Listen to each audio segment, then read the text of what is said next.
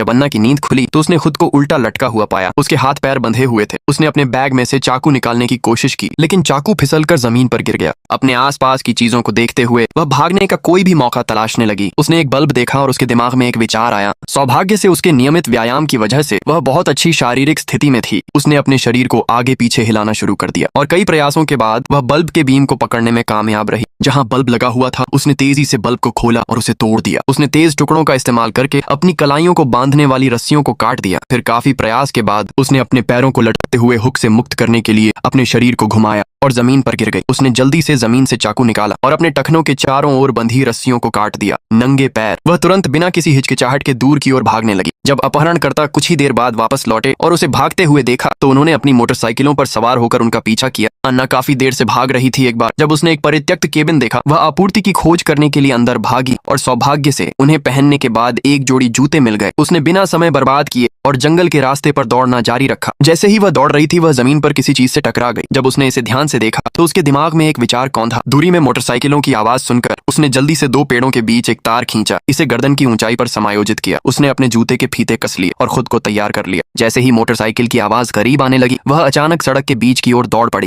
जानबूझकर अपने पीछा करने वाले के सामने खुद को उजागर करते हुए वह पीछे देखते हुए भाग